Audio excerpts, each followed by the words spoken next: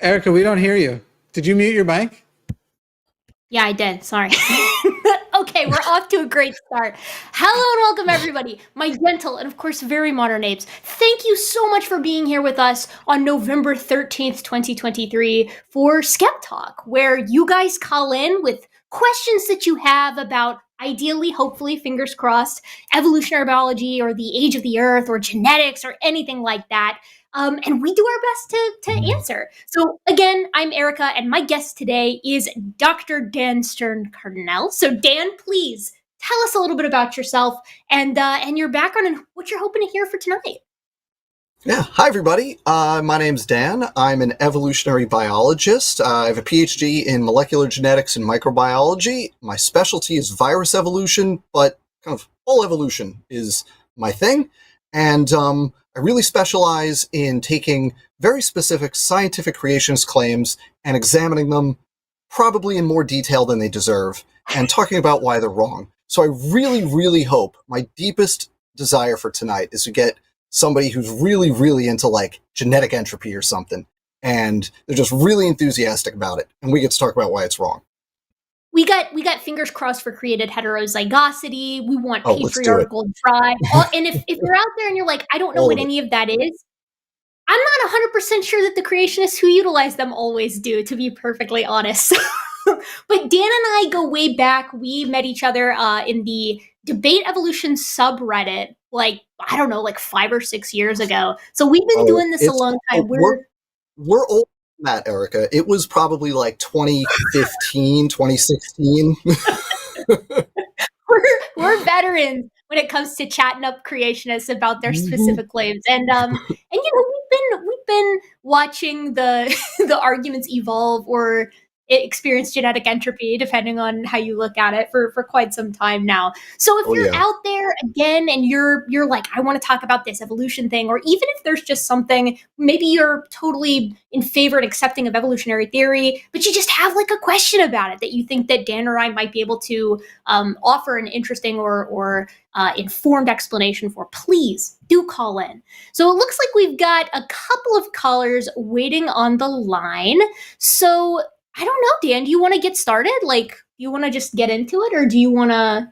How have you been? Like, what's been going on? Are you well? Thank you so much for asking. I've been busy. It's been a really busy semester, but my students are great. My students are really great this semester. I'm having a great time. It's just been, for whatever reason, exceptionally chaotic, but my students are great, and it's just a delight to be with them. But it's good. Man, I can't complain. Yeah, I sympathize. For those of you out there who follow Dan or I, or both of us on Twitter, I just passed my candidacy exam. So like, I'm officially a PhD candidate. Like, yay, you know, I'm not just a student anymore. I'm like a candidate. It's been an exercise in humility, to be sure. But, you know, now I get to change my little email tagline and say that you're speaking with a candidate here, not just your run-of-the-mill student. The word that my PI had for that once you reach your candidacy was proto-doctor. Oh, so you are now proto-Dr. Gibbon. I love that. I would love if my university was more embracing of that. My students don't know, like, you know, I teach all these labs for biological anthropology, and like none of them know that I'm like a PhD candidate and like not a professor. So I already get like, hello, Professor Gibbon, like blah blah blah blah. Well, so I'm here asking you to open the online quiz. Here's the thing. I've had that conversation with students and with TAs because the distinction that I've arrived at is this, is that doctor is the honorary, you've earned the degree, right? Professor is the job title. So if you're, you know, in front of a college classroom, the title for that job is professor, right? And that's different from, do you have a PhD? The title for that is doctor, right? So you can be one, the other, both, or neither, but they don't exactly the same thing. So, you know what? If your students want to call you professor, like, go for it. Embrace I'll that. just lean into it. Yeah, I can just lean Yeah. into it. Yeah. Well, okay, Dan. So the first call that we're looking at is, it looks like it's Michael, pronouns he, him, from Kansas. He is not a theist caller. He's an atheist, raised a theist and a young earth creationist. He's currently in the process of deconverting. And he's wondering about some refutations, like if he could have some refutations, or we could go through some of the claims made about this 1970s film called Cataclysm from Space, 2800 BC. So I'm always psyched to have a talk about Noah's Ark, and boy, maybe we could have a little opportunity to slip in the heat problem here. We'll see. So let's get you in here, Michael. All right, Michael, can you hear us? I can hear you. Can you hear me? I can. Dan, can you hear Michael? All right. We got you. Fantastic, Michael. Awesome. Tell us a little bit about what's going on. So, first of all, great to talk with Eric, longtime fan. I don't know Dr. Dan very well, but great to meet you as well. So, I was raised a theist. Parents are still very much in the young earth creationist camp. And this particular film, you can find it out on YouTube. It's called Cataclysm from Space 2800 BC. I was essentially, made to watch this thing numerous times growing up. And it's essentially a very odd theory that couples with the Noah's flood. And I was very curious how it would tie in with your heat. I'm very familiar with your heat theory, and I was curious how this would tie in. Essentially, the premise, and I'm giving you the 20-second version, but essentially the premise is the rains that were described in Noah's flood weren't the real cause of the trauma to the Earth. Apparently, an asteroid made up mostly of ice was set to collide with the Earth. It hit the Rorschach's limit. It disintegrated, and the ice particles followed the Van Allen belts to the North and South poles, coating the North and South poles in ice, causing, the ice age to begin. The gravity from the incoming asteroid caused the tides that eventually caused the bulk of the damage related to Noah's flood. How the Ark survived, I don't know that yet. But I've never been able to find a really good refute of this incredibly particular theory. You know what? That is a very interesting model. Dan, have you heard this one? It almost sounds like a combination of hydroplane and CPT to me. It's similar to hydroplane in that, right? You've got it's an object instead of a canopy, right? But it's the same basic idea in that it comes from there, but then it almost like the collision induces CPT, right? Catastrophic plate tectonics. I've never heard that combination of things before. It's certainly unique, and I like that. Yeah. Oh my God. Like, Michael, you have no idea, right? We've been sitting here dealing with the same arguments from the same gaggle of creationists for so long. And when you hear something novel, you're like, oh my God, this is incredible. This is amazing. Something new. I'm glad I could bring you something different. Yeah. I mean, so right off the bat, right, with regard to the heat problem, I wish so badly that I could take credit for discovering the heat problem, but more or less I've just taken it upon myself to popularize it. The real folks who have really dug into the math behind this have been a handful of scientists from the 1990s who are fighting against creationism as it was trying to worm its way into school. And then curiously enough, Answers in Genesis has this series called Thermal Problems with the Genesis flood, where they're effectively having these multiple different issues that are posed to the flood of Noah, right, that result in insane amount of heat. Whether you're talking about the friction of the continents on the crust, all the meteorite impacts that have to happen during that single year-long period, or the radioactive decay, and they're like, what do we do with this? And there's been I think 5 now, really long-form articles released in their research journal, because these young earth creationists have a research journal, but the peer review is scant to say the least. And like the answer to every single one of these articles has been like this massive multi-page article, and at the end, in the conclusion, they're like, we can't rule out a supernatural intervention there, which, of course, as we know, is appealing to miracles. It ceases to be scientific. But the example that you've provided here, this idea that you've got this massive impactor event that comes through into the Rorsch limit and sort of creates these creeping glaciers from the poles, but in like really quick time, right? Like on a super accelerated ice age. Already, right off the bat, it's facing the same exact problems that every other flood model has to face, right? So one, you have to explain the continents and how they all seem to fit together into a Pangea-like position. And if you roll that even further back in time, you get Rodinia. And basically continents are, because they're sitting atop the crust and like moving on convection cells and like crashing into each other and then separating into multi-continents and then supercontinents, that's a lot of heat that's created with those continents on the surface of the Earth. And most creationists accept that there was a former supercontinent. But then you still have all of the impact events. You still have the hardening of all of the magma that's in the geologic column. You still have to accelerate all the radioactive decay. Like where all of this water comes from, or like how the ark survives, is the least of their problems. When you're talking about an amount of heat that collectively from all the processes that you have to take from a 4.5 billion year old Earth at maximum and a 500 million year old Earth at minimum, you have to squeeze all of that time into a single year. That heat vaporizes the granite crust every single time. And the details are fun to talk about, but already off the bat, this model faces the same problems as the others. Well, and in the video, it's your typical, asking a lot of questions and making a lot of theory. But obviously, I think this film was created back in the 70s, if I didn't already say that.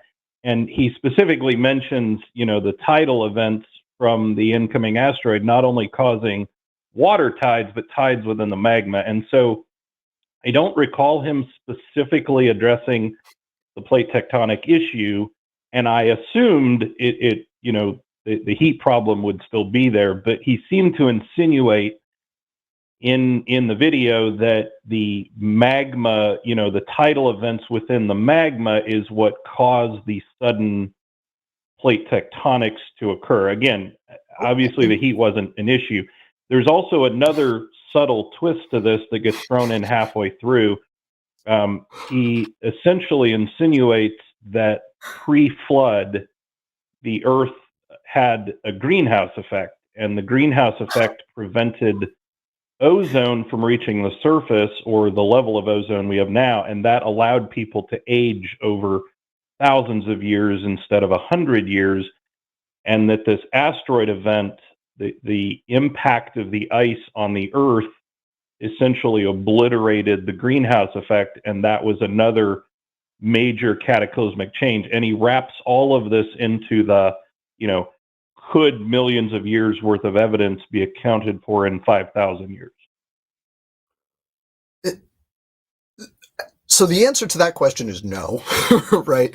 I assume one so. thing, right. One thing that jumps out at me and my not geology brain, Erika is the expert on this, but the thing that I jump to when I hear this idea of an asteroid that has to be sufficiently large to generate, I'm thinking like, ripples in a pond, right? Except it's magma and the tectonic plates are riding the waves, and that's what moves the continents. So think about like the asteroid that at the very least contributed to the extinction of the non-avian dinosaurs, right? Made a significant crater. We're talking hundreds of meters, the diameter, the rim of that crater.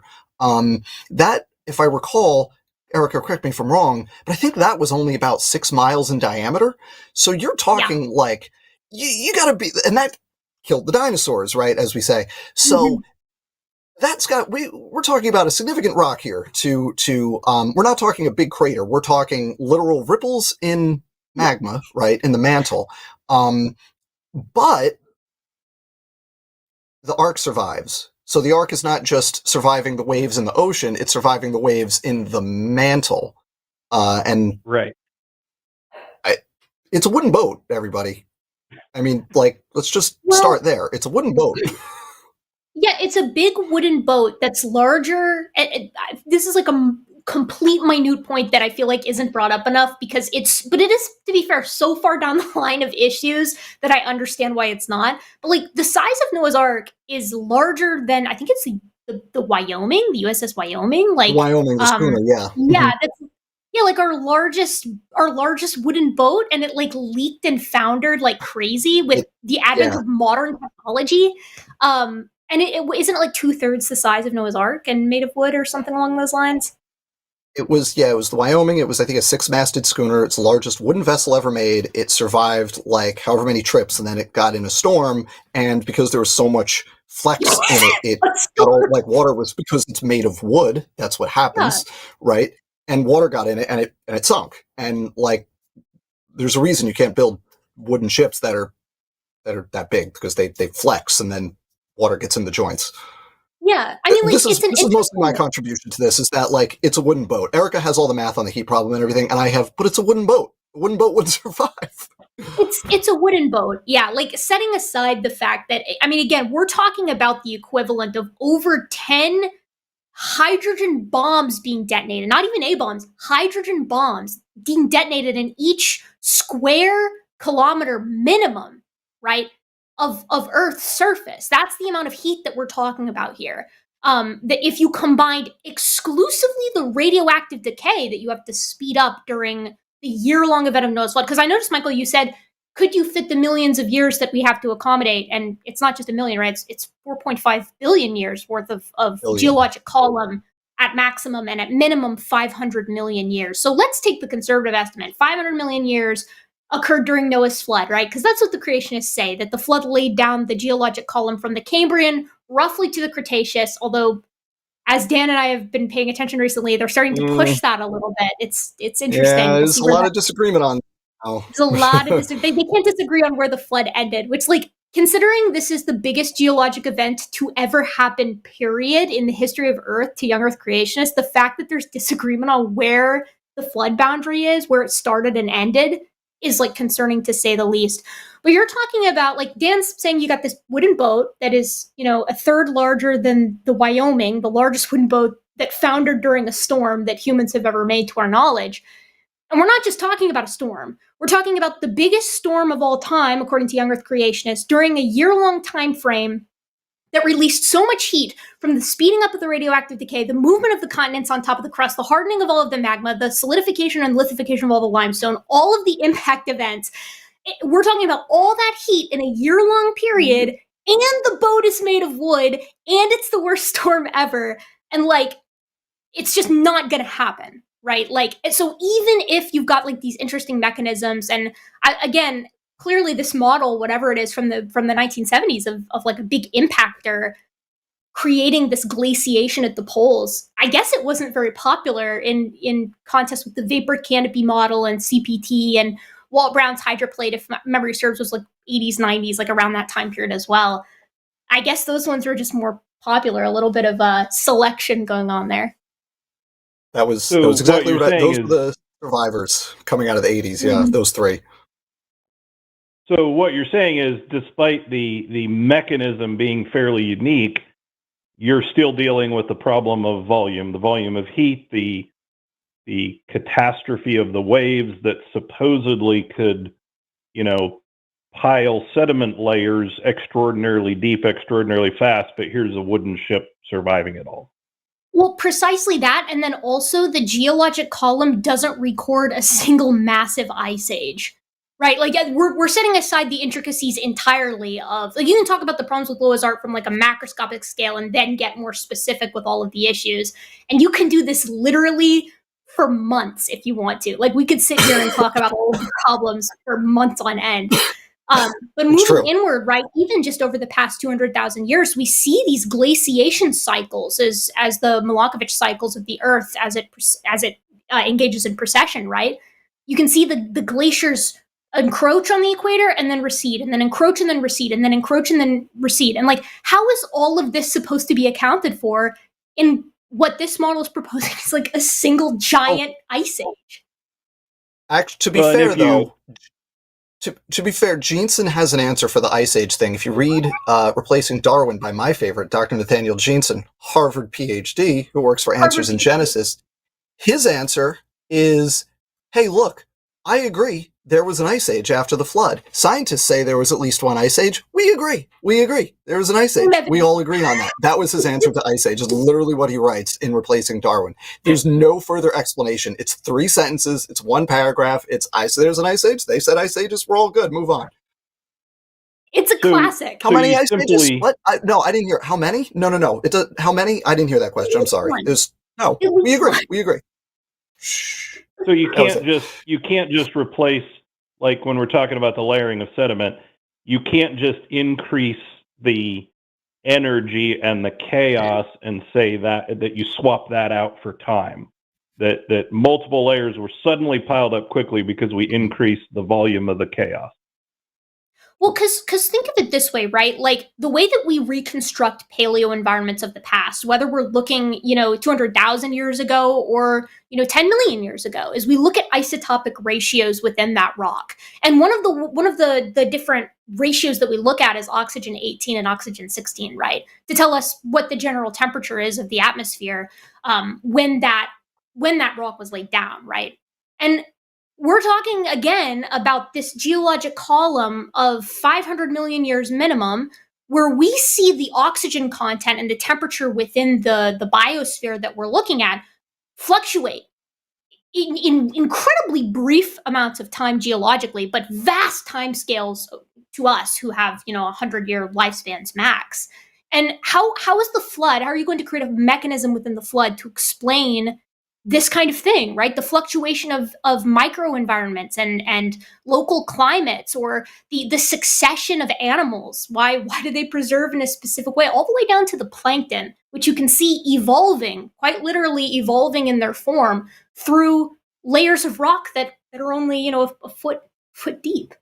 It's incredible. Did the flood just sort them that way?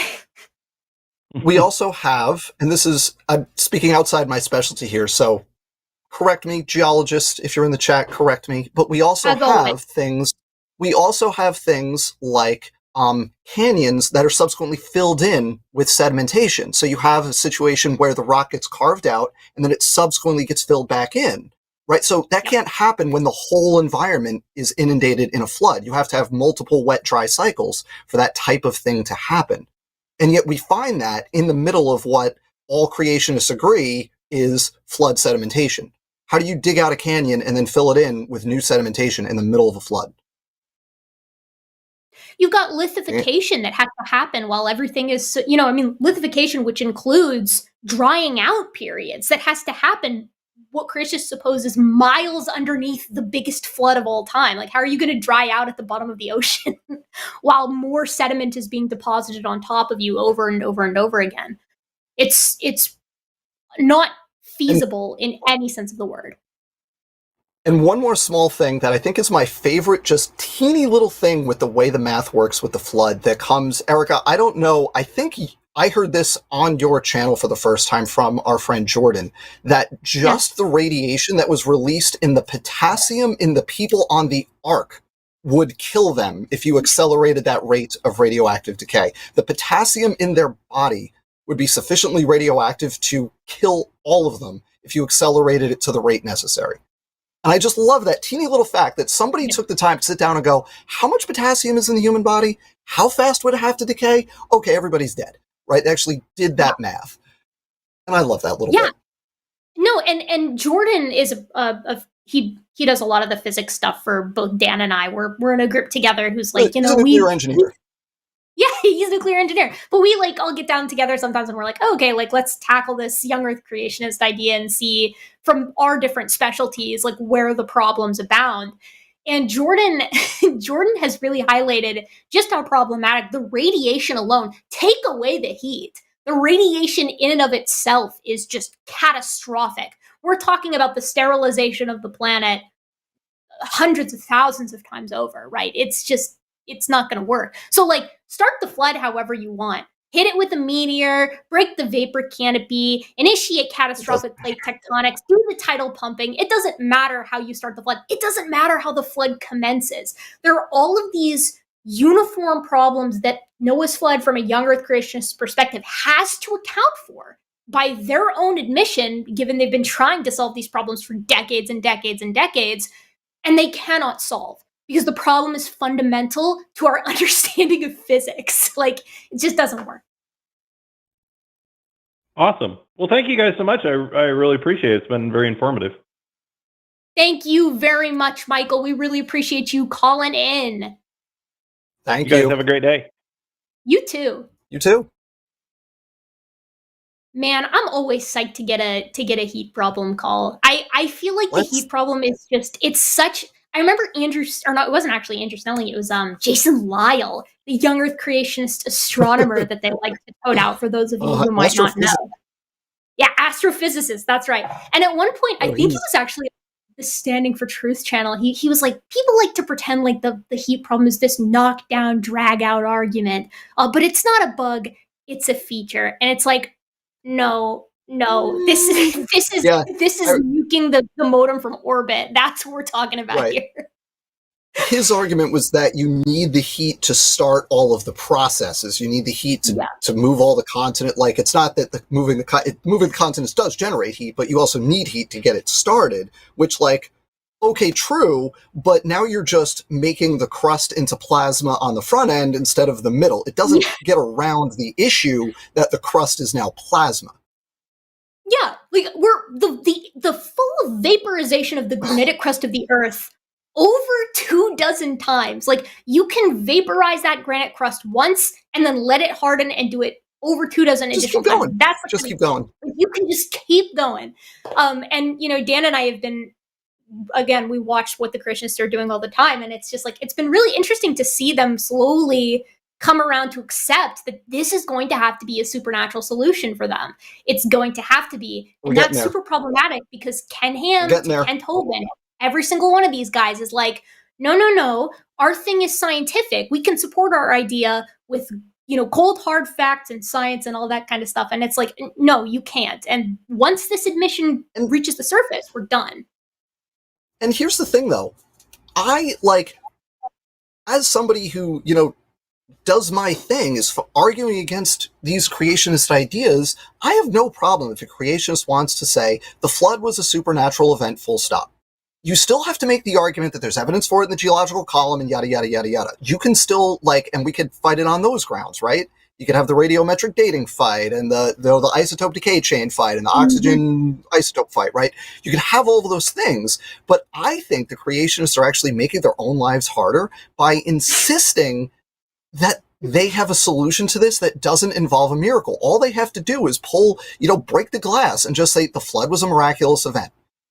We have physical evidence that the flood happened, but the way it happened and Noah survived was a miraculous event. And, like, I think they should just do that. And I bet with, like, generational turnover, I bet that's what they're going to end up doing. And they'll still have the fight about the geology of it. But in terms of, like, the heat and everything, just, like, it was a miracle. God made it so nobody got vaporized. And, like, just leave it at that. And just, like, own it. And just let it be. You don't have to make your life harder by, like, having a natural mechanism to, like, remove however many bajillion joules of energy that you would need to remove. Just, like, own it. It's fine. There's a lot of zeros in that number. There's so many zeros. There's so many zeros. And, like, these things compound on themselves. No, I agree. I really wish that they would just say, okay, we're washing our hands of this. If God creates things and it's miraculous, then we can just say that Noah's Ark, the entire full 9 yards, is also miraculous. Yeah. And it's like, of course, you know, I've got this one already in the chamber, right? Then it's not science. We can debate the minutia, right? But you are invoking a supernatural event. And that's why they don't want to, because they know that bullet is in the chamber, and it's gonna come down hard on them. I'll never forget one of my. What we're doing then, that's fine too. Like we can just keep hitting on the same point. I'll never forget one of my favorite like arguments against this, and like those of you out there, I got to give like a tiny bit of background here. So there are these little geologic signatures called fission tracks that you can find in some rocks. And fission tracks have an annealing temperature that's pretty low. Like, I think it's like 200 degrees Celsius or something along those lines. I could be a little bit off on that. But basically, this is the temperature at which, when the rock heats up to a certain degree, like when it gets pushed down deep into the mantle of the Earth, the fission tracks will disappear. They will anneal away, and it'll be as if the rock never had them. So I've heard from creationists, and Dan knows this one, right? Like, I know you know exactly when this happened. The argument was that because we have fission tracks in some rocks, the Earth was never heated to, the equivalent temperature that would vaporize the granitic crust of the Earth 24 times over. Check, agree. Thus, there was a solution to the heat problem we just haven't figured out yet. And it's like, no. That means there wasn't a flood. No. That means, go back. It's some crazy logic, but where you still? Yeah. That particular argument, one of the truly all-time greats. There's physical evidence that there was never heat in excess of this certain amount going back a certain number of years. Therefore, the heat was removed before it reached that temperature. I think there's a better explanation, personally. I think the exact wording was, there could have been some kind of super cooling mechanism. And it's like, this sounds like the plot to 2012. Like you're just I can make stuff up too. Like, we can sit here and do fan fiction of the Bible all day long. And when you get right down to it, that's all that young Earth creationism really seems to be. So right in line with this topic, Dan, I'm sorry, because last week we had a genetic entropy conversation, and now we're getting nothing but heat problems. I missed I'm it. sorry.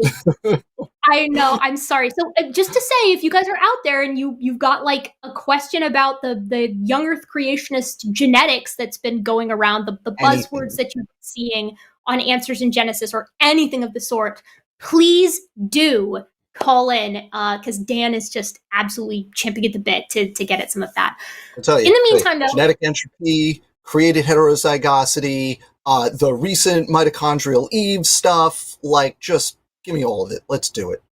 Junk DNA, creationists hate junk DNA, and that's wrong. Just all of it. Yeah, and by the way, okay, just throwing this out there, because obviously the line accepts super chats, right? Like, here at SkepTalk, we're always happy to have super chats. That goes into keeping the show up and running. And I know some of you out there have already super chatted, so if you're like, oh my God, I'm so bummed out that I'm not getting to hear Dan talk about genetic entropy and the mitochondrial Eve and like all of the stuff that you hear out of Nathaniel Jeanson and his ilk day in and day out, but you do want to hear that, you can like super chat that in. And then at the end, we're just going to give Dan the mic for that. And he can just rapid fire answer all of your creationist genetics questions. And then anytime that your, annoying family member gives you a copy of Replacing Darwin, you can just send them a link to this exact call. So keep that in mind as we're moving through this. All right, so the next call is from Jay Pluto, pronouns he, him, it, it's, from Georgia. He's an atheist caller. He doesn't understand the issue with the heat problem and wants to understand it better. So again, Dan, I'm sorry, I was looking at this one and I was like, ooh, here we are. Here we got another opportunity. So we'll see how this one goes. I'll try to keep it brief. Hi, Jay Pluto, can you hear us? Hello, I can hear you, yes. Wonderful. Yes. Okay. Sorry, Dan, go ahead. You were going to say something real quick. We'll get right back to you. I was just going to say, when we talk about the heat problem, let's get the actual numbers of X number of megatons per meter per whatever. Let's do it. Yep. Sorry to interrupt. I'm going to pull them up so I make sure that I have them from my notes with my citation. So I'm going to do that while Jay Pluto here is telling us a little bit about what he wants to know. So Jay, fill us in. What kind of questions do you have? Why are you calling us? Okay, so I was thinking about it because first off, congrats on your proto-doctorate, Erika. And thank you. Second off, I've been watching and rewatching a lot of your videos in my spare time because I don't know, I just like your video style a lot. And I keep coming back to the review you did of the debate between David McQueen and King Crocoduck, and the thing that sticks out to me about that review is the your argument against their cold slabs argument, because I don't understand what cold slabs are, and no matter how many times I watch that video, the information just doesn't stick in my head. But also, before we go on to that, I did have a comment, because in my Bible class last year, I was told that, so I go to a private Christian school, and it's like mandatory that we take Bible class. And in that Bible class, I was told that, while we were going over the Noah's flood story, there was, it was like Noah's flood happened in the 600th year. So usually that would be taken as like 600 years after creation. But the way that my Bible teacher put it was 600 BC. So that would be, it'd be funny to know how that like affects stuff if it was actually in 600 BC. But yeah, that's my two things. Yeah. Oh man. No, you've got some great questions here. So let me start while I'm kind of trying to pull up my sources here in the background so I can get you guys the exact numbers. Let me kind of start with the cold slabs thing. So cold slabs is an argument that's like really pretty simple. It's always complicated when you read it in like the young earth creationist journals and things like that. But the basic argument is that on the surface of the earth, right, you've got all these tectonic plates that are moving around on top of the mantle. And the reason that they're moving around is because you've got these cells of magma that are in the mantle of the earth that are cycling around in this sort of circular motion due to temperature differentials, right? So like you got magma in the mantle of the earth, heat rises, and when it rises to the top, it cools, so it sinks. And then the magma adjacent to it will rise because it has cooled, or it has subsequently heated up. Heat rises, and then it cools, and then it sinks. So you end up with these convection cells that effectively move the tectonic plates on top of them. And so what this means is that when these two tectonic plates kind of run into each other like this, one of the plates will end up subducting underneath the other, right? And as it subducts underneath the other, it's subjected to the high pressure and heat of the mantle, and eventually it's going to be turned into molten rock. The creationist argument is that these slabs of tectonic plate, as they're being subducted into the earth, that their temperature differentials have been measured and that they're too cold for the earth to be 4.5 billion years old. That in fact, they're so cold compared to the adjacent to the magma around them, they're so cold that the earth must only be like 6,000 to 10,000 years old. And that's sort of the argument that David McQueen makes and that he and his colleagues make. And they cite this paper that's really interesting, like specifically about temperature differentials in cold slabs. And what's funny is like, I went and tracked down that paper and I just emailed the author and I was like, hey, this is what I do. I'm a YouTuber. There's this guy. And there's this guy, and he's talking about how these temperatures within the slabs that are being subducted into the crust of the or into the mantle of the earth, that they're too cold than the temperature that we would expect. Is that true? And the really simple answer, I kid you not, this is all I'm saying in that video, is what this author said to me was, what are you talking about? Not only is the temperature expected, but we've had an equation that accounts for the temperatures of these slabs at any given location, including in these areas that were initially proposed as cold compared to what we would expect, for decades. Like the equation has existed for decades. And he was like, the paper that we put out was mostly just to like, it was like almost like a lit review, like to summarize where we're at in our current understanding of tectonic activity and how long it takes different slabs in different environments at different latitudes and longitudes or whatever to heat to their surrounding temperature.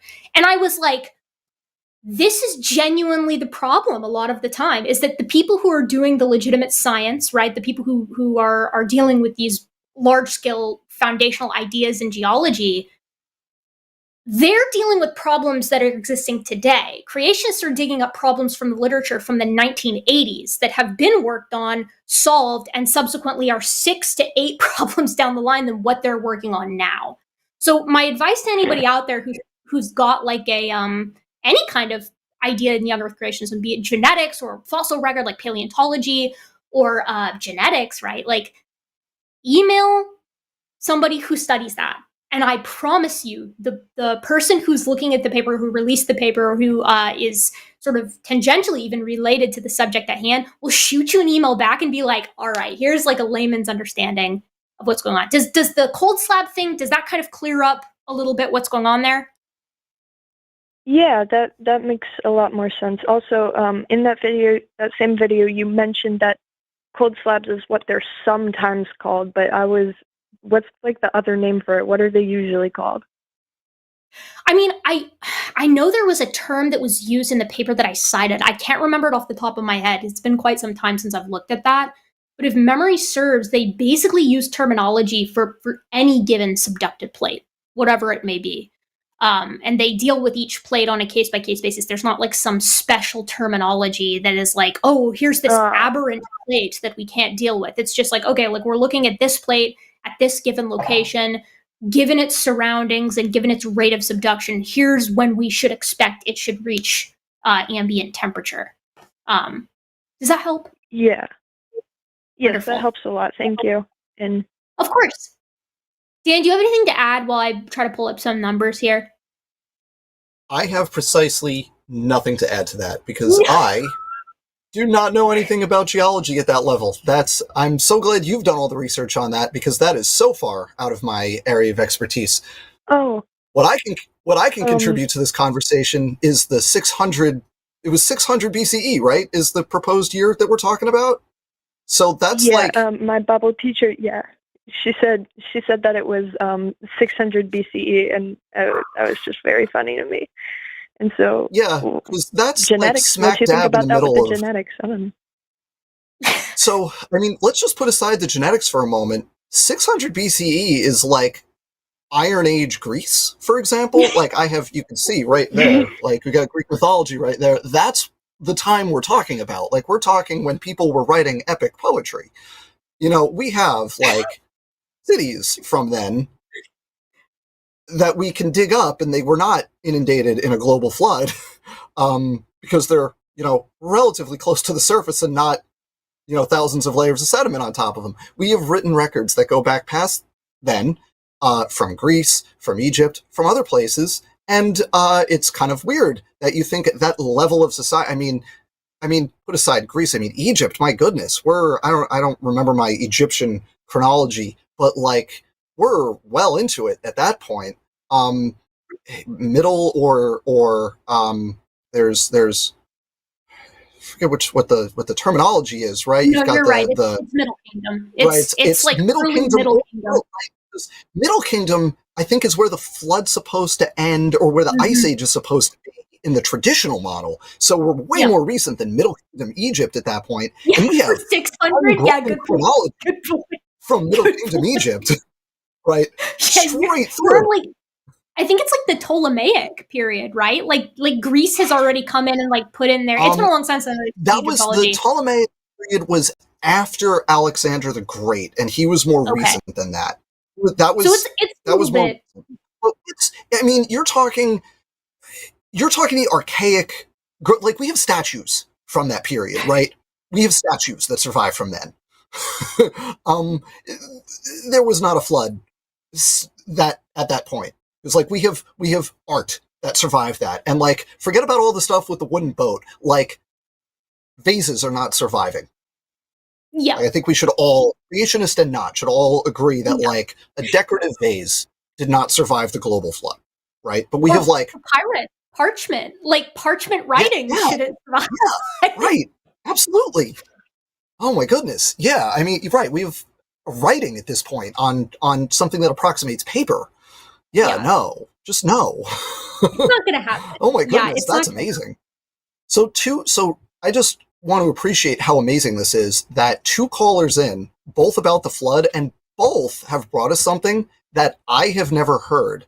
And viewers, when Erika says that we keep up on this stuff, I want to tell you, we, Erika, myself, I'll say our friends and colleagues who do this with us, we all collectively consume an unhealthy amount of creationist literature. And these are new things for us. It's exciting. It is. It can still bring new ideas and surprise us. I thought I was so cynical that can never happen, but Yeah. it's nice to still be surprised. Yeah, I think as well, we're used to dealing with specific personalities as well. And like, I think there are people on the fringes of young earth creationism who are coming up with a little bit more original ideas. They're just as flawed. They're just as problematic. Oh my God knows that they've not received as much scrutiny as the other ones do, but even a little bit is going to topple the house of cards. But it is fun to be like, oh, well, theoretically, like, what would it look like if there's a global flood in 600 BCE? What would that look like? Pluto, thank I will you say so much. somebody. Yeah, I just thank really you. fast before we move on. I wanted to ask, like, really quickly, like, did that help? Did what Dan said? Did that answer your question on the 600 BCE stuff? Jay Pluto, are you there? Jay Pluto. Yes, I did. I am sorry. I had to mute earlier, but I forgot to unmute. No problem. But it did help answer my question. Yes, but just for you two, I'll keep calling in with all of the wild new claims that I hear in my class. Yeah, please do.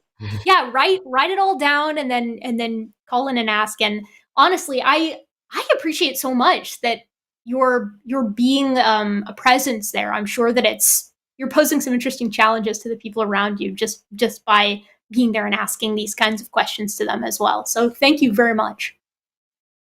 I do my best to be a nightmare for them.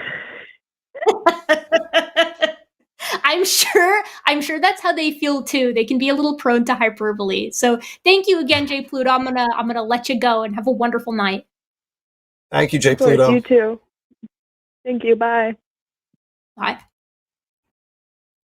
Okay, Dan. Sorry, what were you saying? You wanted to. I love in the chat.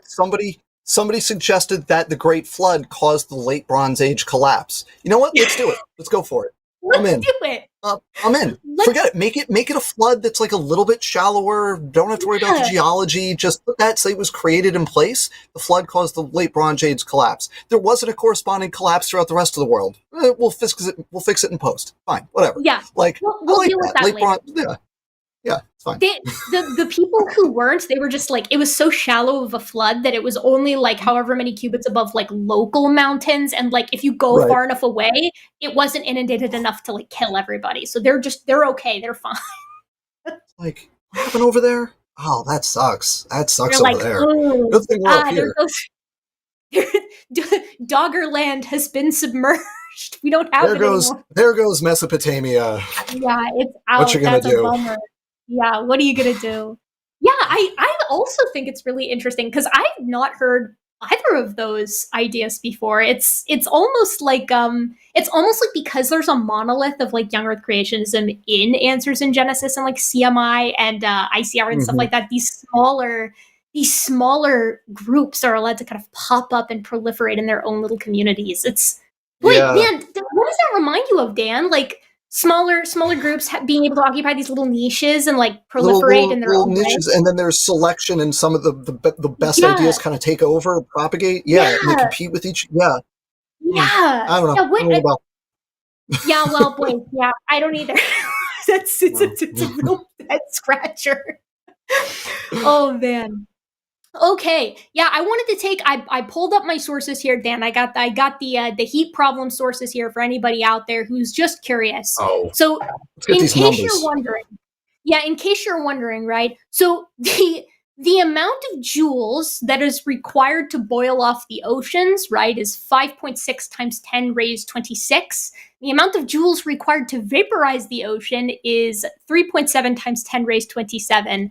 We're talking about enough heat just from amplifying the accelerated nuclear decay to create 1.68 times 10 raised 30 joules just for the 4.5 billion, and at the very minimum 1.86 times 10 raised 29 joules for 500 million years, which is enough for like well over 5 hydrogen bombs per cubed kilometer of the Earth. And that is just from accelerating the nuclear decay That's not including anything else. That's not including your impact events, limestone, magma, continental friction.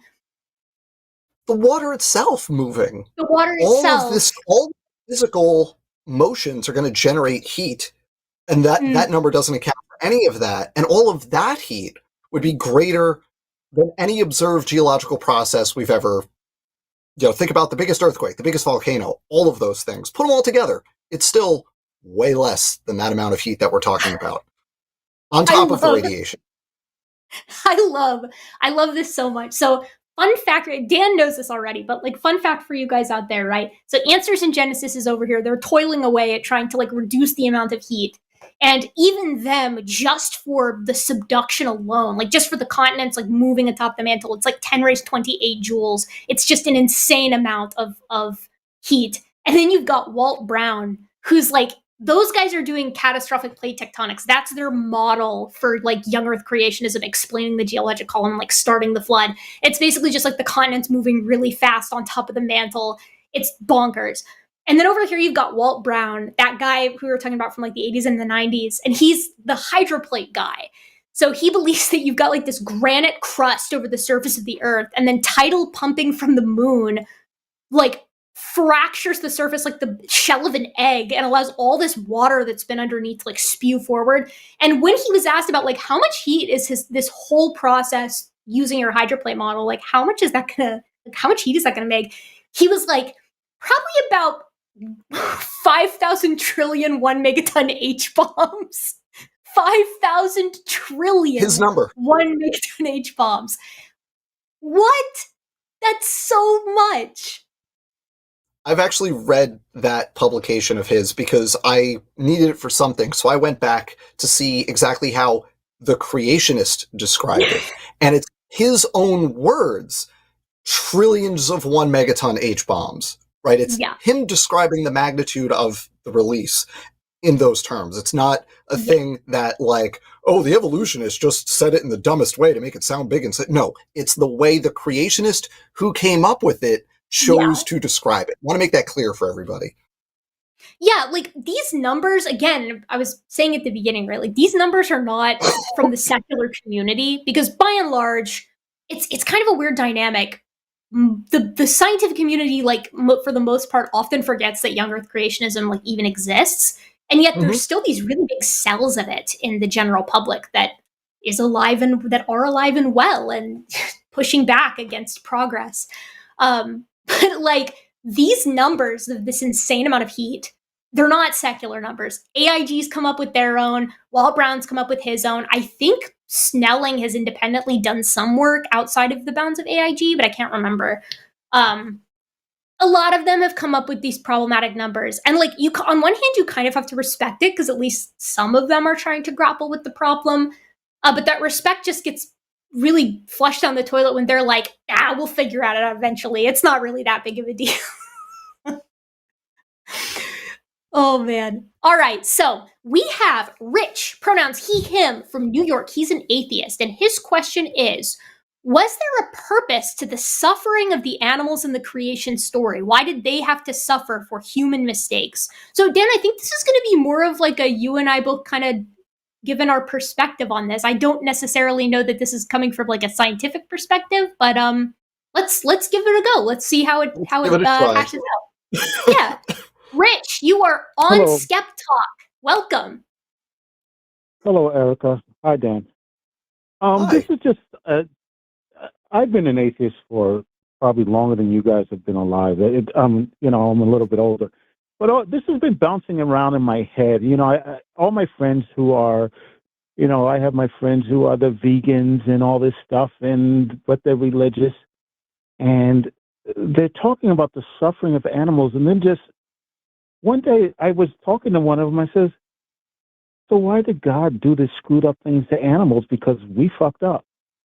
We're the ones who ate the fruit. And if the animals never got the tree of knowledge, they can't recognize each other. They can't do all these things, but they have to suffer by being killed by predators, all kinds of things. I said, and I know after listening to your conversation tonight, because Erika, I listened to a lot of your stuff.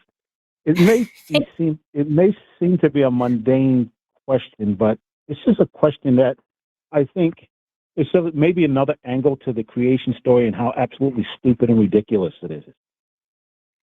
No, I think it's an interesting question to pose. I mean, there's a lot of weird stuff going on. Genesis 1 and 2 are two really odd stories to make the foundation of your entire belief system for that exact reason, for some of the what you've described and for others as well. But if memory serves, and Dan, this actually might be an avenue for you here, because if memory serves, the suffering of animals isn't necessarily, at least according to like Answers in Genesis and like a lot of these big organizations, isn't necessarily the result, like they're not being punished, not necessarily straight away, but it's because like death gets brought into the world and then it causes them to subsequently like degrade, right? Like you take that forward there, Dan. Yeah, so I'm going to preface this by saying not something I'm an expert in. And, I know a little bit of the kind of the Bible history here. I know very little of the philosophy, and my experience with philosophy basically ended when I was politely asked not to return to the philosophy club as an undergraduate. But my understanding, and I'm sure there are people who can say this better than me or correct me what I get wrong here, but basically when Adam and Eve did the bad thing, that brought death into the world, and then the animals, it wasn't like, I think it wasn't a purposeful, like, you have to suffer too. It was just like, collateral damage to Adam and Eve opening Pandora. Now I'm mixing myths, but you know what I mean, right? Yeah. They brought death and suffering into the world, and in doing so, that affected then everybody. So it wasn't God punishing the animals for what Adam and Eve did. It was the knock-on effects of what they did kind of made the creation then imperfect. And the animals, which were all herbivorous prior to that, there were no carnivores prior to that, right? This is, I know this from AIG, but I'm sure there are other organizations that basically push the same thing, that, you go to the Ark Park, you can read about how everybody ate plants before the fall and everything. And so it's not that it was a deliberate punishment. It wasn't God's fault doing it to the animals. It was like all things, Adam and Eve's fault. That's my understanding. And a biblical scholar should feel free to correct me on that, but that is my understanding. Well, and what they propose as well with regard to that is like, this goes all the way down from the perspective of Answers in Genesis, Rich. And like, this is crazy to me because I'm kind of with you, right? Like, what did they do? Right? Like, the snake gets punished directly, and like the punishment kind of sucks. Like, it has to like crawl on its belly. But then you've got like, what did the parasitic wasps do in particular, right? Like, what did the prey of the parasitic wasps do? What did the caterpillars do?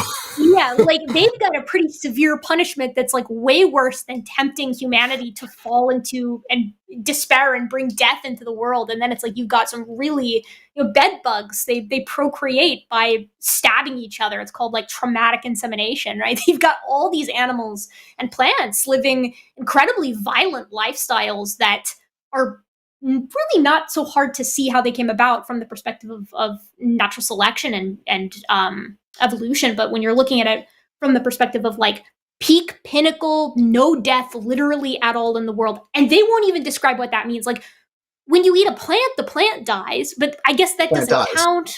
They don't have like the breath of life in them. But then like bugs, do bugs? Do insects? Do arthropods? Because in that case, insectivores could exist, but then God also didn't command Noah to take to take arthropods onto the ark because they're not really breathing.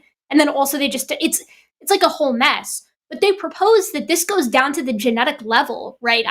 I'm giving a little genetic entropy opening here, but they propose that like when death was brought into the world via the sinning of Adam and Eve, everything genomically started to decay. Can you imagine how insane the perspective is? Like that mutation happen for however long they're in the ark. It is such a gardening. I don't even know how to explain some of this stuff. It's like all of a sudden God decided to make the antelope and the zebra, who basically lives to be killed on the African plain. He made these animals for that purpose because I thought about, you watch all these nature shows, and it's like these poor animals exist for these vicious lions and hyenas and leopards and stuff. This is what they exist for. So God did this for what purpose? It's just and to touch on just real quick, touch on the flood and the creation and stuff. How in the world, as a Christian, can you trust a God that's 0 for 2 and screwed it up twice? And he screwed it up quick. 0 for 2. Like God spent all this. God spent all this time. Let me find the most holy man in the world and his family and everything. And within 2 weeks, he's screwing with his daughters. So this God's judgment, you're going to trust him on the judgment day and the rapture too? The rapture? You're going to trust this God to get it right after the first 2 times he absolutely screwed it up? It just, to me, it boggles my mind. Yeah, it's pretty convoluted. A lot of it is. And this is a small thing, but since we're talking about like punishments and such, the serpent losing its legs and having to crawl on its belly, I mean, that sounds like a punishment to somebody who has legs, but if we're looking at snakes in terms of how well adapted they are, it's actually a pretty cool thing because here's the thing about having legs. You can go really fast as long as where you're moving is predictable and relatively even, right? As long as you have good places to put your feet, you're good to go. But as the ground gets more and more uneven and unpredictable, if you have legs, you're going to move slower and slower. And that's across everything that has legs. As the surface gets more uneven, you go slower and slower. But you know what's cool about snakes? As the surface gets more uneven, they go faster and faster. And that's a pretty cool adaptation. That is a pretty cool thing that gives them giant advantage. It's a weird punishment. Yeah, it's like you look at you just made me think of the herds of wildebeest. You watch these nature shows. How many wildebeest end up with broken legs, running into some crevice or falling into a river and stuff? But you don't see this with a snake. Well, and to that point, Rich, gosh. and actually Joel Duff, Dan was talking about this on one of his shows the other day, but this idea that creationists have to ponder where do things like venom come from? These adaptations that are so fine-tuned for killing, specifically, right? You're not going to be able to twist venom into being they'll often argue that the big canine teeth or the shearing carnassials of carnivorous animals could have been used potentially for eating leaves or something like that. And they usually cite gorillas, and gorillas use their canines for interspecific competition. So that doesn't really work. But it's venom, you're going to have a hard sell for that. Where do you get venom from a progenitor structure? And what's interesting is that some of the more recent articles that have come out on ICR and AIG and stuff like that have effectively been secular work has shown, it's all secular work that they're using to cite this, that venom comes from a lot of different sort of protosecretory glands, and maybe even salivary glands, in the mouth. And so the idea is that God created the snake with its legs, with these secretory glands, and with these this predisposition, so that when eventually humans fall and everything else falls with it, they can then adapt these portions of their body into killing structures. And man, that's kind of sus, isn't it? Right? That's kind of weird that you would create an organism with the propensity to become something impeccably deadly. It's almost like you got a little forethought there. He was I know they're going to screw it up eventually, so I might as well program these guys to kill when the time comes. Just make sure. Yeah. No. This starts becoming. This actually starts. The more you go down this, it becomes comical. It's just you almost start. You almost have to start laughing. It makes. I can't even begin to. There's anywhere it makes any sense. But yet I have all these family members. When I have these discussions with them, you just don't understand. The Lord hasn't blessed you with the ability to understand. Okay, thank you. Yeah. No, okay, we get that a lot. But this was. Yeah, go ahead, Rich. Go ahead. Sorry. I was going to say, yeah. This is a great discussion, And what I like about you, Erika, it doesn't matter what the subject is. I could call in and say, "Oh, why are my socks made with a yarn?" And 4 hours later, we have delved so deeply into why. I love it. You know, Rich, I've never been accused of brevity. I've never been accused of being short-winded. That's not my demon. Thank you very much Okay, for I'm gonna calling let in. you. This was a great question. A pleasure talking with you. Thanks, Rich. Thank you. Have a good night. You as well. All right. So we have another caller waiting, and we've had like all atheist callers tonight. I don't know what it is. And Dan, I know you'll sympathize with me on this, right? Like, it's like you get a lot of creationists and they're all talk in the YouTube comment section or on Twitter. You know, they're always willing to come in and tell you, somebody, with a background in the subject, that you're the one who's wrong and you're the one who's completely misunderstanding the situation. Clearly, my favorite is that you don't know what the creationists actually believe. And it's like, oh, my good sir, unfortunately I do. But it's like, then we have these shows and creationists don't call in. Where are they? No. Creationists, please. Come on. Look, I know there are creationists out there that know Erika. There are creationists out there, fewer of them. There are creationists out there that know me. And these creationists, they talk a big game. And I mean, look, it's Monday night, the timing doesn't work out, people have kids, I understand. But come on, here we are. Well, hang out. I find they're only comfortable when they're the ones controlling the mute button or the call drop button. They don't want to be Notice that too. they don't want to be potentially corralled in having to answer an uncomfortable question. So my challenge is out there. Me and Dan are here. We're waiting. We want to talk with creationists more than anything. The two of us have devoted an ungodly amount of time to talking to creationists and learning what it is that they think. So, call in is what I'm trying to say. We're nice. Yeah. We're nice. We're nice. Yeah. We talk to creationists, when we can, and we're very nice. It's just Well, and here's the thing. For those of you out there, again, as usual, who are like, man, I don't really want to call in, or like, I'm worried that the line is long, but I do have a question about evolution, or maybe you're a creationist and you're like, I want to throw the gauntlet down, but I want to do so in a way that's like a little bit more comfortable. You can just send a super chat. We have to read all of them. So if you send a super chat that's like, here's my question, me and Dan are just going to answer it at the end, and then you'll get your answer one way or another. Answer it. We have to, because you paid money for it. It's in the rules. It's in the rules. So, like, creationists out there, you're at an advantage here. You can send the most convoluted, difficult to answer question that you could possibly divine, right? You can send that in as a super chat, and then Dan and I will be sitting here. We'll be like, oh my God, like another W for young Earth creationism. We're left with egg on our face. Yeah. Evolutionists cratered again. Okay, so in the meantime, while we're waiting, so again, please call in. We have Troy, him, from Utah, and he has an interesting question. I'm curious as to your perspective on this, Dan, because I have like my canned answer, but you might come at it from a different perspective.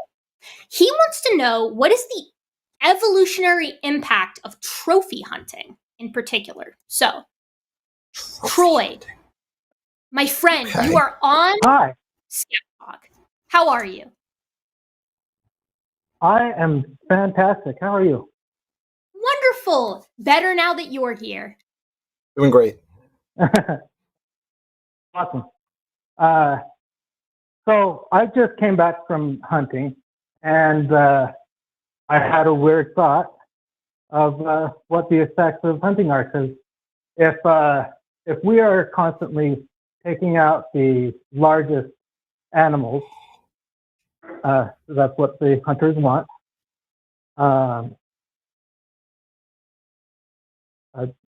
That leaves the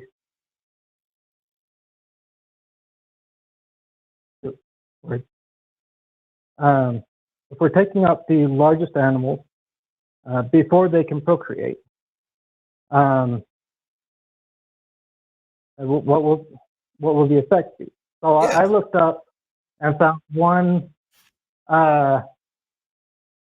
paper on the bighorn sheep, said that the bighorn sheep got less body mass and smaller horns. Could we be doing that same thing to deer and elk and moose and whatnot?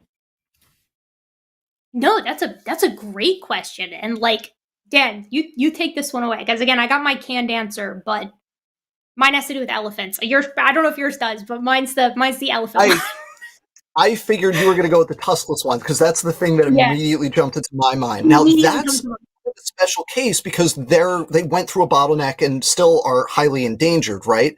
But just in general, so what we're talking about here is, this is, Troy, I love this question because I love talking about this. So talking about here are called life history traits. So life history traits are things like how long is your lifespan if you live a natural life?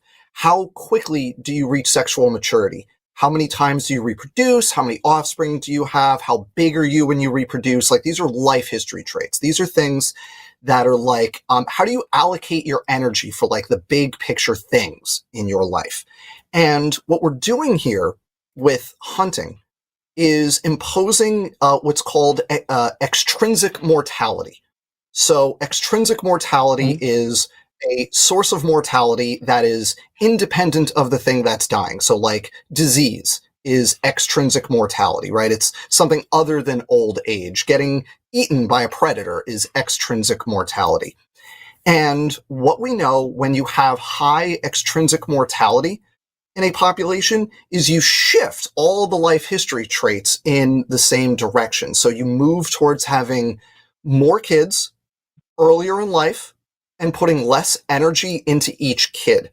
So basically you are spreading out your bets more widely instead of having fewer kids that are going to be bigger, right? You're having more smaller kids instead of fewer bigger kids because that maximizes the likelihood that you're going to reproduce before you die from this source of extrinsic mortality.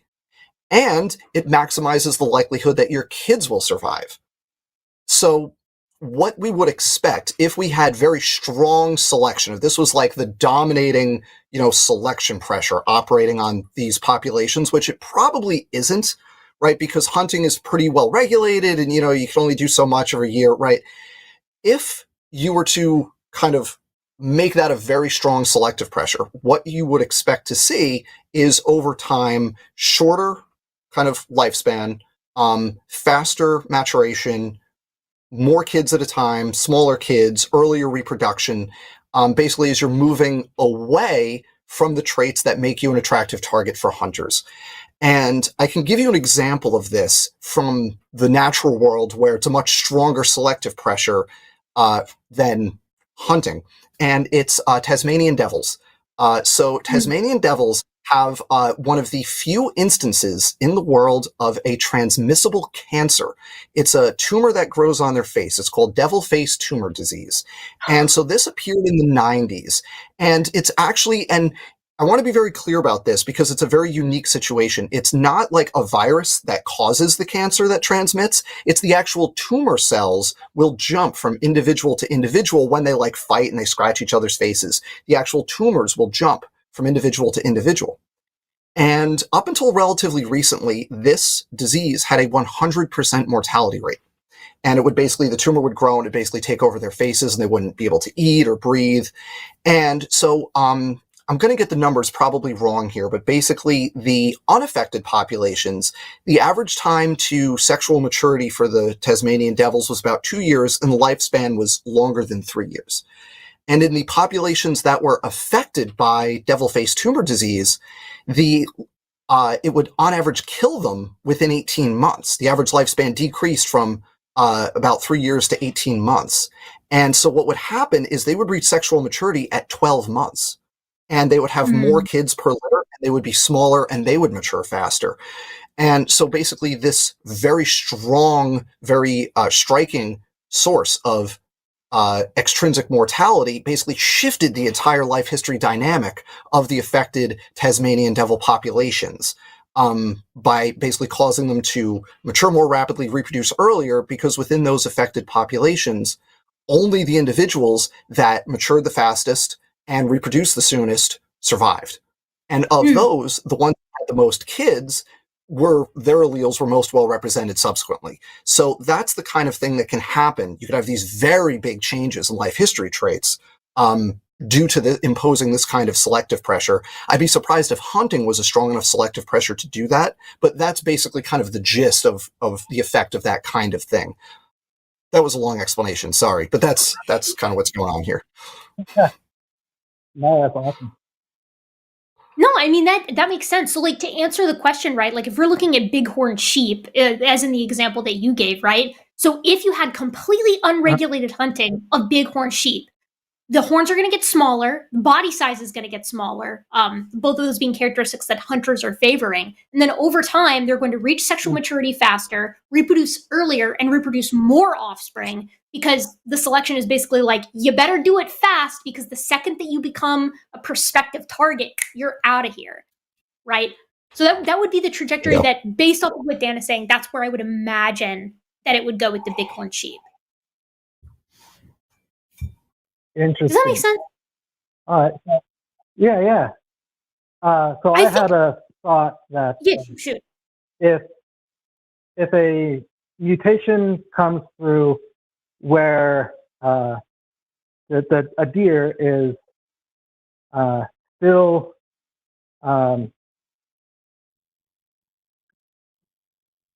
if a mutation comes through for a deer where it gives an advantage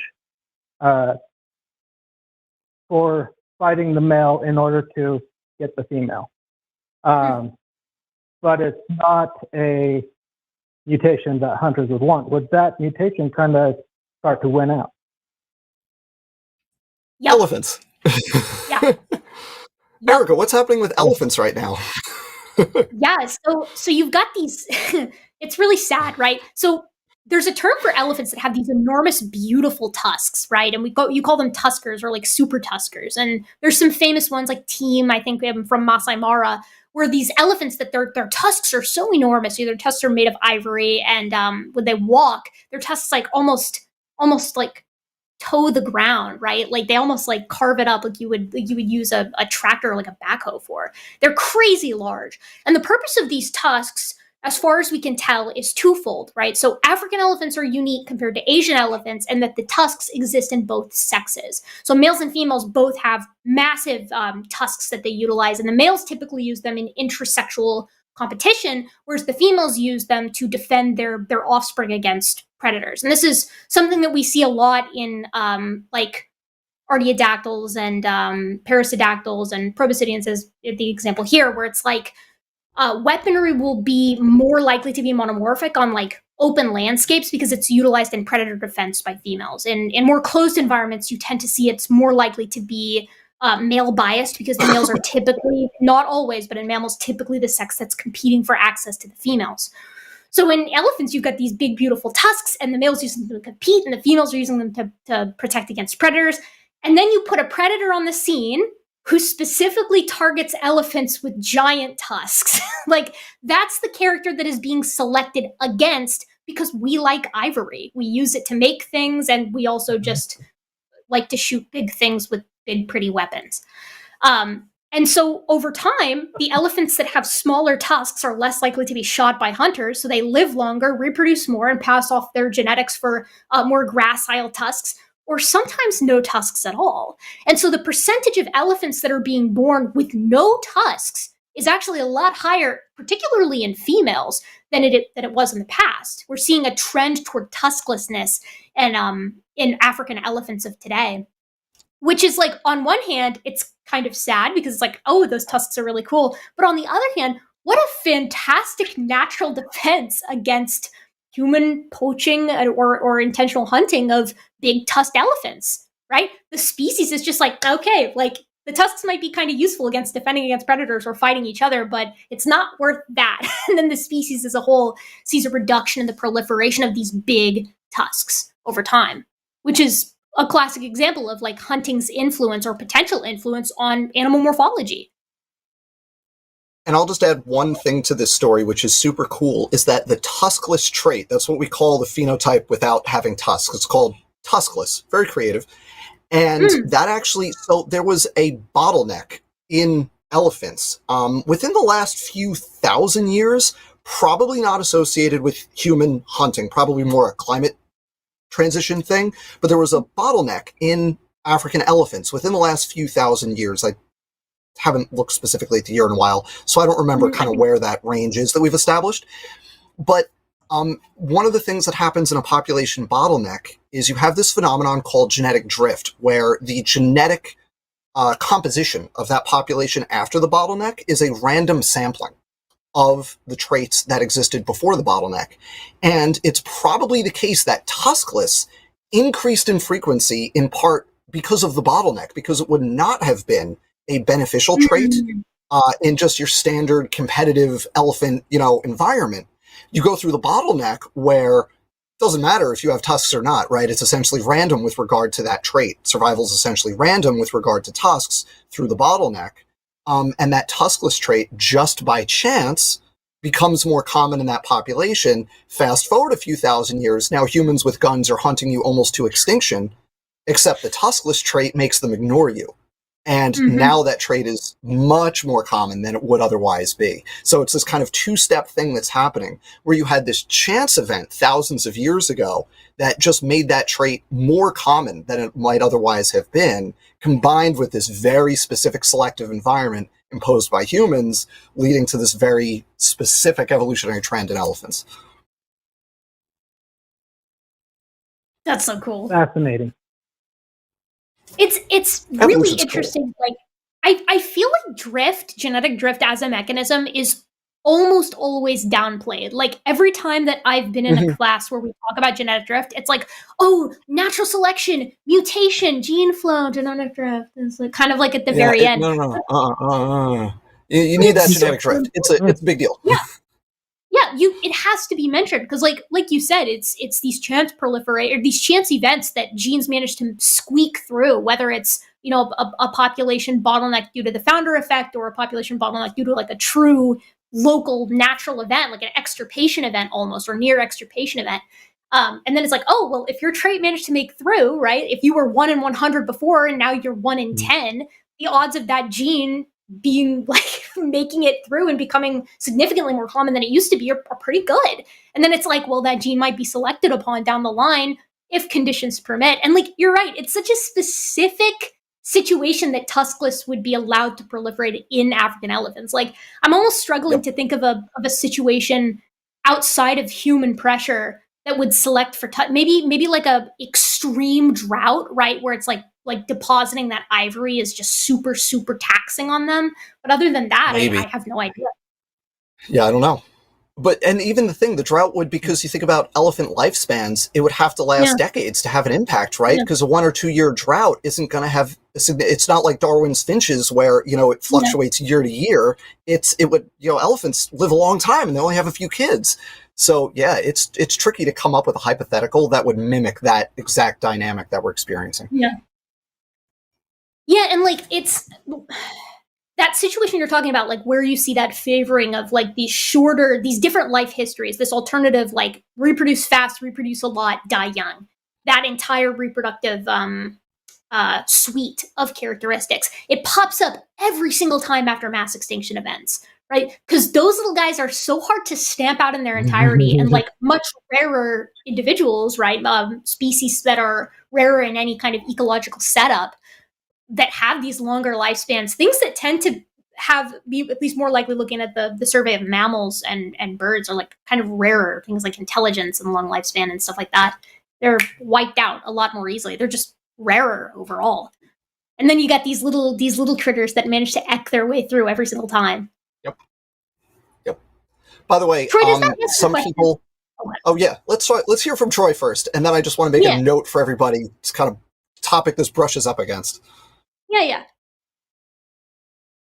Yeah, I believe that did answer my question. Awesome. That's what we like to hear. That was a great question. That made me, you really got to think through stuff like that. I love figuring out the evolutionary dynamics of stuff like that is fun. Thank you, Troy. That was awesome. Thank you very much, Troy. I'm going to let you go now, but thank you for calling in. You've made Dan very happy. Awesome. Thank you. Thanks. Bye-bye. All right. Drop that call there. Okay. Check. Okay, Dan, you were going to make a note. So for people listening, if your spidey sense for like something you heard about in biology class way back when was going off, because you're like, wasn't there a thing with 2 letters? Was it R and K? Is this like have to do with like R and K strategies? Yes, that's exactly what we were talking about. Basically, extrinsic mortality moves species towards more of an R strategist paradigm and away from a K strategist paradigm. K strategists being things like humans or elephants or whales, things that are big, have few kids, long lifespans, a lot of parental investment in their kids. R strategists being the opposite, quintessential example being like insects, but also, fish, right? Things that have a lot of kids, short lifespans, and relatively little parental investment in their offspring. So you shift towards short lifespan, more kids, and good luck when you're subject to a new source of mortality that shortens your life artificially. So, Dan, I actually have a question. You'd be the guy to ask for this. What about these rare cases where you've got like long-lived tarantulas, where like the females will live to be like 30, or like leatherback sea turtles? It's like live a long time and have a lot of kids. Right. So this is the great thing about biology, is that our stupid human brains want to put things in boxes, right? We want to put things in boxes. We want to say, oh, you're an R strategist, you're a K strategist, so you use another example, you're male or female, right? But like biology doesn't work that way. Biology hates boxes. We want a species, right? Oh, you're this species, you're that species. No. It doesn't work that way. So you have lots of species where you have a mix of R and K. R and K represent the extremes in the distribution, but you have species, sea turtles are a great example, where they have very long lives. Their eggs are quite large, right? So they're putting a lot of energy into each of their gametes, and each zygote, right, gets a lot of energy. But then, how much parental care do they give them? They bury them on the beach and say, good luck, You have insect species that go the other way. I always love talking about cockroaches in class because I love explaining to my horrified students that cockroaches are actually extremely caring and loving parents that will carry their eggs and their young on their back and, feed them and protect them and everything. So they're insects, right? They have short lifespans. They have a lot of offspring. But unlike the vast majority of arthropods, they actually put a lot of post-hatching parental care into their offspring, right? So you have, this long continuum of life history strategies where, yes, a lot of species group at one extreme or the other, mosquitoes on one end and whales on the other end. But you have tons of examples of things in the middle, just based on their particular environments, their particular ecological niche. They have a mix of these traits that's adaptive for them.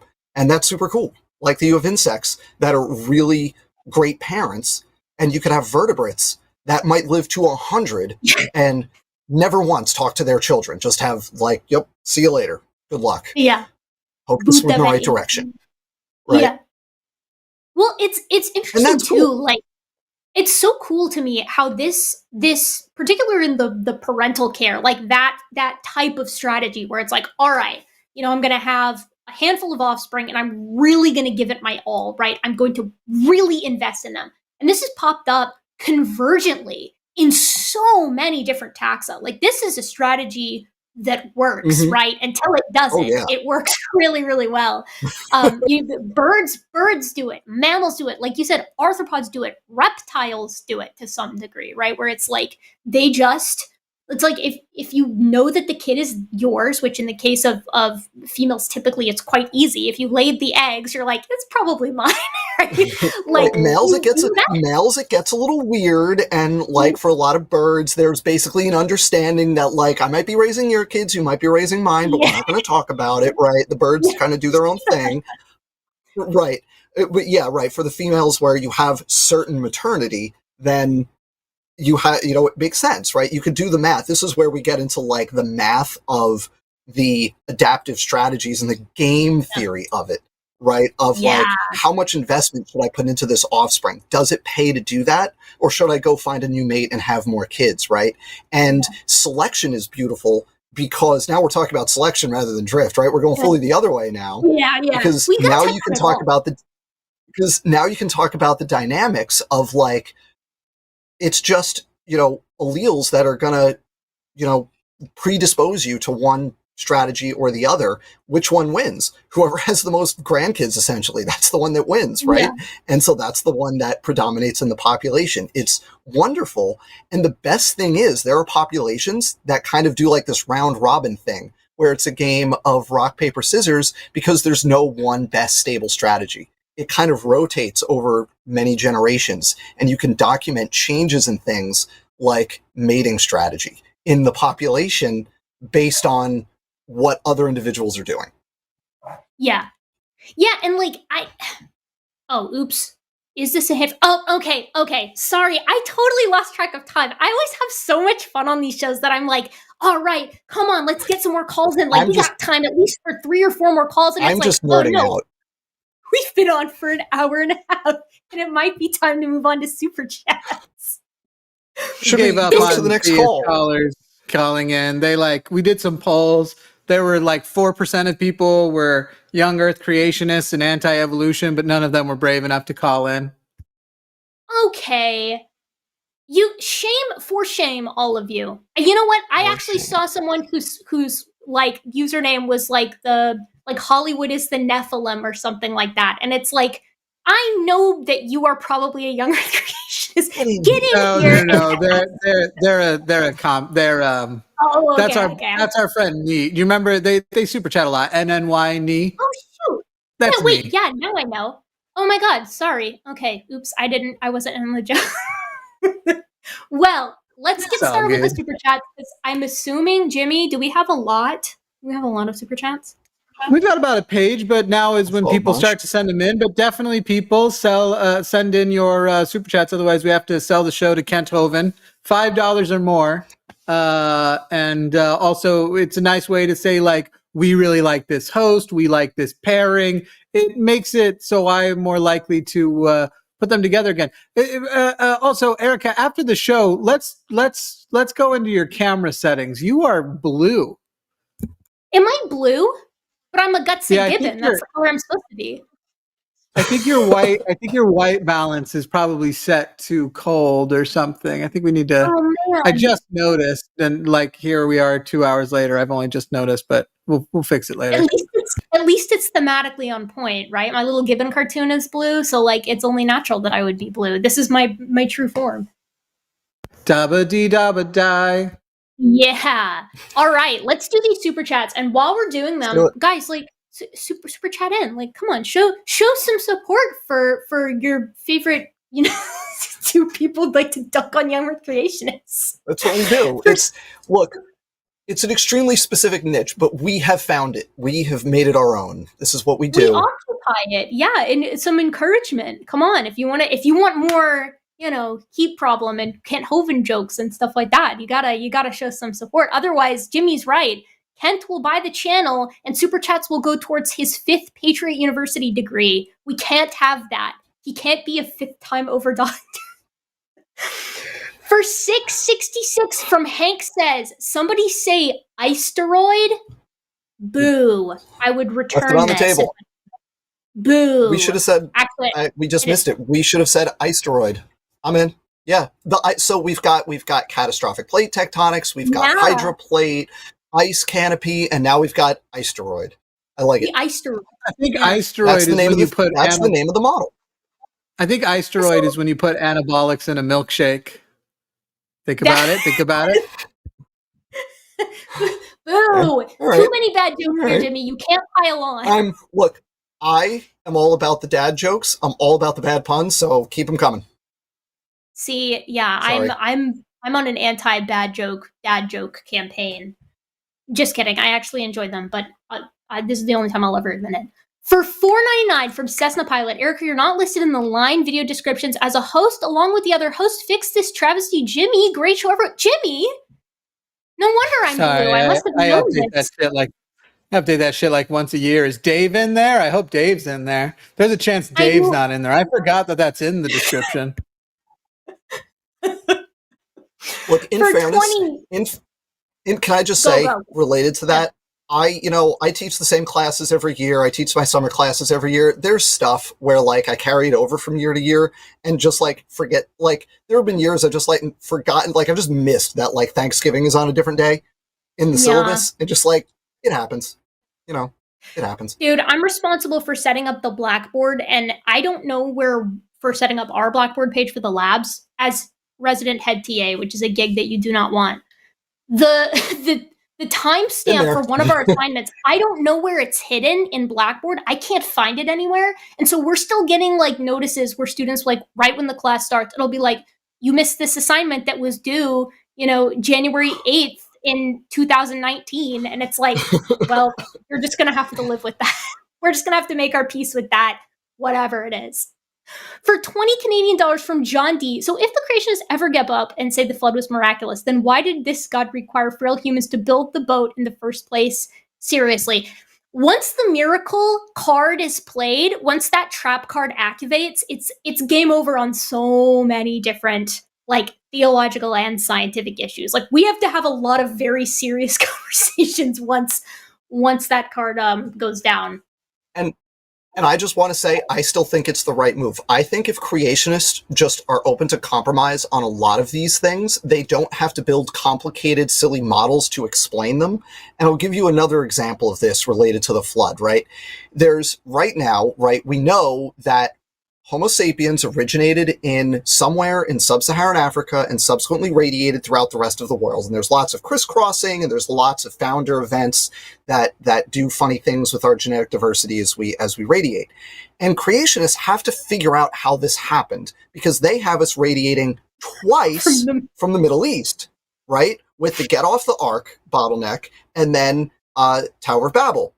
Right? So you have these radiation events from the Middle East, but genetics very clearly points to sub-Saharan Africa. If creationists and they have these very complicated models. Dr. Rob Carter at CMI has written endlessly on this topic, trying to justify an out of Middle East model. And they spend a significant amount of time in this amazing Dismantled documentary. If you remember that one, Erika, there's this whole section on it on the out of Middle East model. And if creationists would just say the Ark landed on Kilimanjaro, it solves all of these problems. And yes, that introduces theological problems. I acknowledge that, but it solves all the biology problems of the genetic structure of humanity, right? It solves every one of those problems if the Ark lands on Kilimanjaro. So you know what, creationists? When you're redoing your flood, just say, top to bottom, it was miraculous, and it landed on Kilimanjaro, and you just made your model a million times better. Like, there's a free one for you, young Earth creationists. We're offering these tips for free at all times, genuinely, and like they already are cool with shit moving around. Like, remember the rivers in Genesis, like where the Garden of Eden is. All of that changes around when the flood plays like jigsaw puzzle pieces with the the continental plates. It's already moving. Just say Ararat changed to Kilimanjaro. It's fine. Like, it's totally fine. I promise no one's going to be like, just do it. It makes your life so much easier. Okay, Dan, we have to move on because this one is for you. For 1666 from Exhumus, I think so. Money for Dan to talk about genetics and creation myths. And go. Pick your favorite or rapid fire. One or the other. You know what we'll do? Since we were just talking about out of Africa and out of Middle East with the Ark, let's just stick with that, right? So the reason we know that humanity came from sub-Saharan Africa is very straightforward, right? We've got all these metrics, things like just genetic diversity. You have the most genetic diversity in sub-Saharan Africa compared to anywhere else in the world. And the reason for that is as you do migrations, you do this thing called the founder effect, right? Where you have a big population and then a little offshoot leaves, they migrate. And every time you do that, you lose some subset of your genetic diversity, right? The small offshoot group is just less genetically diverse than the parent group. And you do this iteratively around the world. So the most genetically diverse populations on Earth are sub-Saharan African groups, and the least genetically diverse are like American indigenous populations, right? Because they're the furthest out in this chain of founder events. And you can basically construct the genetic structure of humanity following these migrations. And we have other metrics too, things like heterozygosity, right? Within a single genome, how much variation do you have? Do you have two of the same thing from each parent? Or do you have one thing from mom and a different thing from dad? Well, heterozygosity follows the same pattern. There's this other thing related called linkage equilibrium. It's basically different parts of your genome. How correlated are they with each other? Are they essentially random? Or if you have one specific version of a gene here, does that tell you that you probably also have this other specific thing over here in your genome? And we can also construct the same structure with linkage equilibrium. We could follow the same pattern. But the really big one is when you sequence the DNA and you build a phylogenetic tree, the root of that tree, the common ancestor for all of humanity, is in sub-Saharan Africa. And the way we say that, when we're doing phylogenetics, is we say that all the non-African lineages nest within the African clade, right? All of these lines of evidence point to the same place. Humanity originated in sub-Saharan Africa.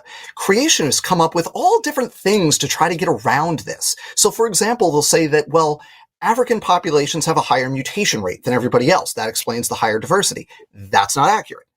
That also introduces new problems, because if you have, for example, a higher mutation rate in sub-Saharan African populations, that then they kind of radiate from each other and then they all experience their own mutations. Well, now those populations are all going to be distinct from each other and experience what's called very high linkage disequilibrium, which is actually a hallmark that you find when you're far away from Africa. You have disequilibrium instead of the high levels of equilibrium that we see within sub-Saharan Africa. So you introduce a solution to one aspect of the problem, the genetic diversity aspect, and you actually cause a new problem, and that now you've reversed the expectation when it comes to this other metric, linkage equilibrium. You've made that problem worse. So I just love that example, because creationists have a solid half dozen things that they say explain this thing, and every one of them causes another problem for them somewhere else in the model. They have these 6 answers that basically explain how you do this out of Middle East model, but every one of them is contradictory with one of the other ones. It's beautiful. And so there's me. You guys are great.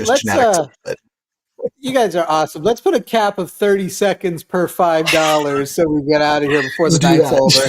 No! Well, okay, wait, I want to say one last thing about that last one, Jimmy, because this is a critical portion. For those of you out there who might have to deal with like asshole race realists who are like, humans didn't start in Africa, they started in Europe. Go back, bookmark what Dan just said, because those same exact genetic like lines of evidence, lines of support, work for the race realists too. So you can just nail them to the wall like across the board. This is it's a done deal. Humans originated in Africa, like full stop. And $10 from IE. Okay, sorry, Dan. I'm cutting you off. Go, keep going. Erika, your enthusiasm is stellar and inspiration. As a fellow femoid pursuing STEM, I strive to be more like you. Thank you both for what you do. Thank you so much, IE. Yes, the duplicitous femoids in STEM, we must stick together. $5 from Erika, Erika, what was your beguiling patience? Was that what it was that time? Yeah. My beguiling patience. That's how I lure people in before I trick them into becoming evolutionists. That was a John Maddox, actually. I rest him wherever he is. God only knows. Classic. $5 from SJL. You guys are the selection pressure that is driving the evolution of creation science. I actually love this because that's not untrue. That's true. Yeah.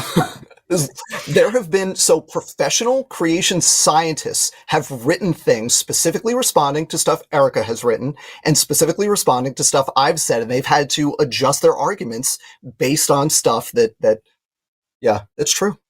sometimes me and Dan are in the same article, and Rob Carter dislikes both of us very much. Rob Carter was like, Dan and Erika, these two, they're so snarky, and that's always what they call us. We're always too snarky. So, which, and they're right. I don't know. Right. Like, they are, but come on. Like, this is YouTube. This isn't like, we're not doing like a literary battle here. Like, get on our level.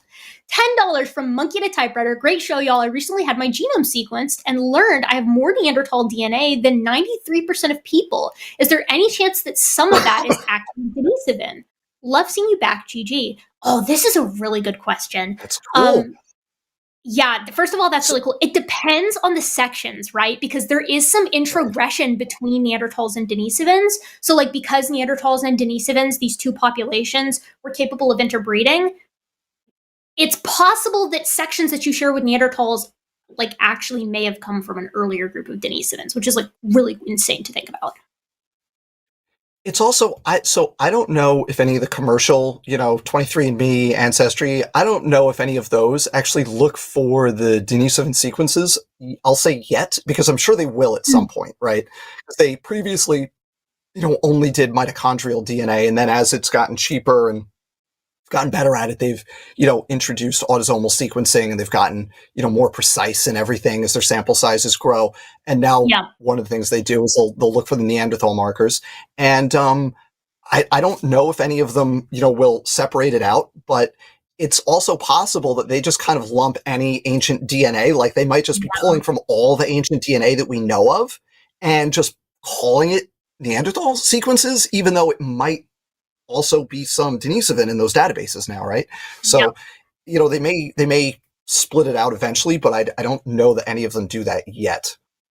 Well, and like, just last thing on this too is like some of the stuff that we call Denisovans, like some of the proteomics work that we have from like some of the caves in Siberia, they might not be the same as the Denisovans that we have from elsewhere. Like, these might actually not be Denisovans.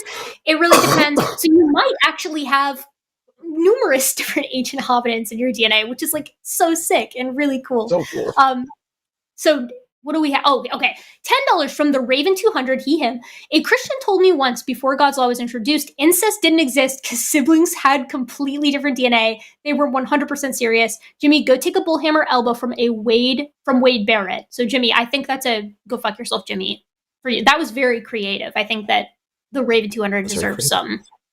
Can we just say? Can we just briefly on that one though? I think the kind of sophisticated version of that is basically a created heterozygosity argument where you don't have inbreeding as a problem in early created populations because the genomes were so diverse. Now there's it doesn't work, right? I've done the math. I've actually personally done the math on this and it does not work. But what creationists will tell you is that the genomes were so diverse that you could have close relatives reproducing with each other, and it doesn't introduce the problems that we see with inbreeding now in terms of like recessive genetic conditions, because the genomes at creation would have been had these very high levels of built-in diversity. I want to emphasize, I've done the math on this and it doesn't work, but that's what the sophisticated young Earth creationists will say. Well, and also it doesn't fix the problem of like, it's still like incest culturally, like that still would be you reproducing with your siblings. So like that's a whole mess. Still gross. $6.99 from Mapleson. Fave example of genetic drift. Mine is the asexual mottled crayfish, which is an American invasive species released from a German pet shop in 1995. That is a cool example that I did not know about. Dan, what's your favorite genetic drift example? So I need to go to my thing that is my obsession. Because nobody else there's approximately like, I don't know, 6, 8, maybe 10 people on a good day in the world that care about codon bias. And codon bias is which codons for an amino acid you use when you do translation in your cells. And it's a redundant code, so you can use different codes, different sequences to mean the same amino acid. And using those things unequally is called codon bias, and the selection for that is weak to non-existent. And I've directly looked into this, and it's mostly governed by neutral processes. And I love that, and I insist on loving that because it is an unloved thing. Like I said, there's 10 people in the world that care about that on a good day, and I'm one of them. Mine depends on how things hash out, but I have a couple of different little Neanderthal morphologic features that like are probably just drift that I like. And also the chin might be just drift. We don't know. The human chin. It's a possibility. But it's fun to think about. $10 from PhD Tony. Is Dr. Stern Cardinale, trying to say that parental and survival strategies are not simplistic one size fits all? That reality might be more complicated than that. That's true, Dan. You are making it too complicated. We like things to fit neatly into like almost something that you could put into like a small book or series of books that are considered a singular book altogether, and then that explains everything, and nothing outside of that. That just explains everything. Yeah, I do. I make things complicated. My students tell me that all the time. It's too much. You shouldn't get into biology if you don't like complicated things. It's always complicated. It's complicated. $10 again from PhD Tony. Jimmy, threatening to sell the show to Ken Hovind is not only extortion, it's also remarkably effective fundraising strategy. That it is. Unless we all want to hear about how could a dog ever get as big as a continent as Texas? No, it couldn't. Man, that guy. Yeah, that guy. I can't. No, I'm not going down that rabbit. For $13.69, Erika's a confirmed Smurf. True. But I'm actually quite large. I'm like 12 feet tall, so that's going to be a hard sell. A very large Smurf, perhaps. $10 from Dylan Fuller. I don't know if you've seen Milo Mini Minute Man's content, but he's really cool in breaking down archaeological conspiracies. He's also super into geology, and I love learning about rocks from him. Check him out. I actually have seen Mini Minute Man / Milo's work. I really like his chalkboard, and I wish I had thought about buying an industrial-sized chalkboard and writing on it in the background. But then I thought about it, and like, where would I put my skulls? Right? This is like a staple for me. They have to be in the shot. So I'll leave it to him. Okay, $5 from Autistic. That's a great name. Excited to see Dr. Dan here. Bummer the YEC didn't call. Gutsick Gibbon, is your opening animation coming back? The song Pavlov me into coming to watch. Yes, the opening animation is coming back. So the thing is like a year ago, I started redoing the animation because I wanted it to be better than what it was. And so I started reanimating the whole thing. And then things kept coming up because this is like at the end of my third semester as a PhD student. So then like that winter came, and then that spring I was preparing to go to Kenya, and then I went to Kenya, and then I was doing my comps, and then now I'm doing my project proposal. Basically, I'm just like, I'm suffering under the weight of existence and under the weight of like this period of time that I'm in. But yes, it's coming back, and it's going to be better than ever. So check. This next one's our last one. Happy to be here. So we need people to get more in, get your super chats in now, otherwise the show's going to be over, and we might let Ken Ham bid on the channel too. Now he's got the money to do it. Watch out. Yeah, he does have the cash to do it, but also Jimmy, you were like only because Dan and I could have done 40 minutes per chat if we wanted to, so I could be milking this. You just got to say the word, and we'll go on. No. I don't want the time to go longer for free. I want the show to go longer for money, because we not only have to pay for this segment, but the whole show, the call system. It's don't do it for free. People keep trying to argue with me on Threads, and I say call in. I don't do this shit for free. Wow. Wait. Threads is the same thing? Like, people are also being cowardly on Threads? I mean, I expect it from Twitter, but Threads I expected to be better than that. They also argue there and then don't come on. This is the bane of my existence. In fairness, right now it's mostly liberals attacking me for saying Joe Biden should drop because I'm a socialist. I'm a socialist too, but Joe Biden's awesome, and he's the best president of my lifetime, and it's not even close. Your standards are so low. I mean, he's better than it. Yeah, better than best in our lifetime. Hey, look, we should do this for another hour. Look, we had universal basic income for kids if it wasn't for frickin' Joe Manchin. Like, it's great. Dude. Yeah. Also, no, we can't do it. We can do it another time if you want to come on in. I'm not saying Joe Biden wasn't a much better president than I expected. I'm saying that demographic shifting for support is extremely significant, and the fact that he is losing so many demographics that used to be guaranteed for the DNC means that we need to drop. There needs to be a shift, and it shouldn't be close. The guy who overturned Roe v. Wade it's close with, they're close, they're neck and neck, terrible risk to take. I'll just say, I'll just 80-year-old.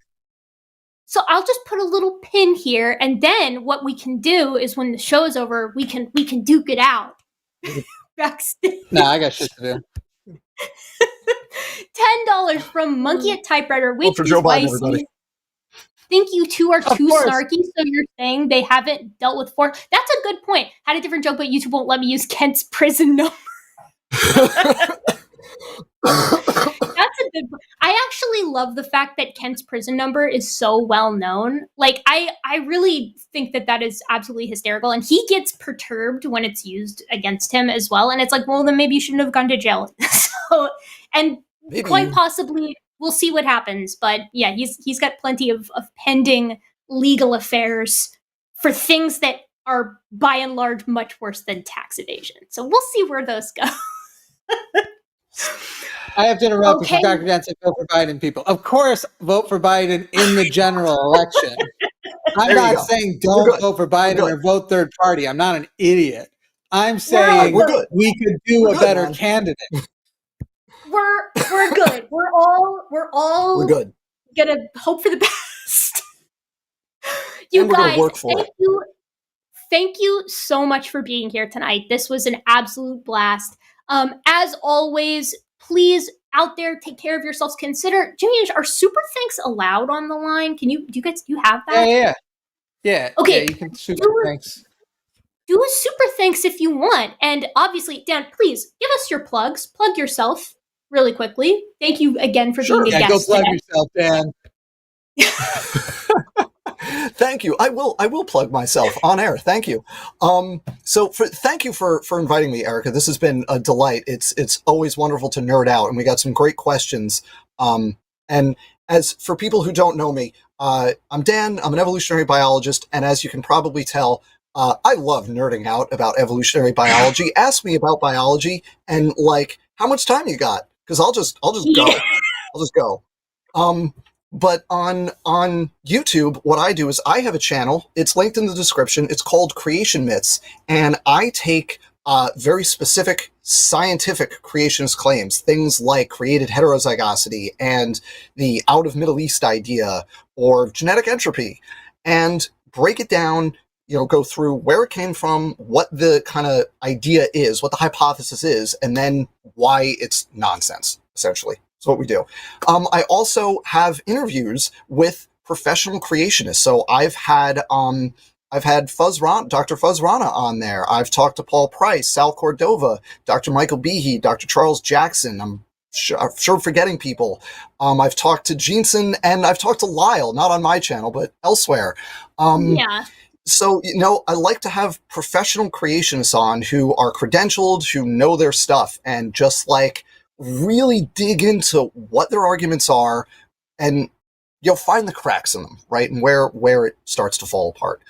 So that channel again is Creation Myths. It's linked below. I can't stress this enough. Like, one of the people that Dan just mentioned is like both of us and like Forrest and many of the other people who we're involved with, right? Like, the goal is to talk to the people who are actually like out here proposing this stuff. And that's where it always trickles down from. So when you get this stuff at the root, right, you can kind of knock it off when it goes down the line, when it's disseminated at these church groups and, at the Ark Encounter or through these books that, your aunt or uncle is giving you. So this stuff is important. I think so anyways, especially given the new Speaker of the House is a young Earth creationist who writes for Answers in Genesis. So friendly reminder that young Earth creationism is still alive and well. And it's all connected. It's it gets kind of written off as this, the silly thing with the Ark and the dinosaurs, right? Mm-hmm. All the politics people who are like getting introduced to this for the first time are like, oh, dinosaurs on the Ark, aha, what a joke. But it's all part of this Christian nationalist project, right? Mm-hmm.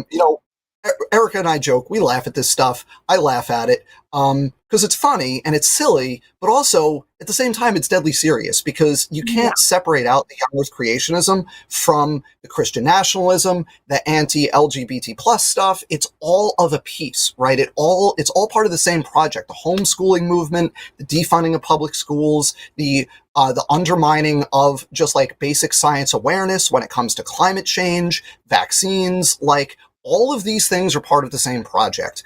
So it's important to deal with it. Yep, absolutely. I mean, that's the point, right? So $5 from Pibblepunk Aptivist. I love telling people that humans are monkeys. It's like hitting a reset button on how offended folks can get over being called apes. This is true. If you thought they were mad at being called an ape, you can call them a monkey and they get even angrier. And it's like, no, you're a catarrhine and a haplorhine and an anthropoid. So like, keep that in mind. But yeah, so thank you for that, Pibblepunk. But yeah, like, call them fish. Dan's absolutely right. Call them fish. Yeah, they dislike that. Or a eukaryote, but then they don't really usually know what that means. So they're like, thank you. Yeah. Okay, you guys, thank you so much for coming in, tuning in today. It was, as always, my pleasure to be here. Thanks for listening to us nerd out for this long. Genuinely, I don't know how we've managed to like con so many people into like enjoying science like this, but I like to believe it's not a con at all. You all just enjoy it because it's not a con. So thank you Thanks, very everybody. much, and we'll see you next time. I guess you can. All the stuff we do.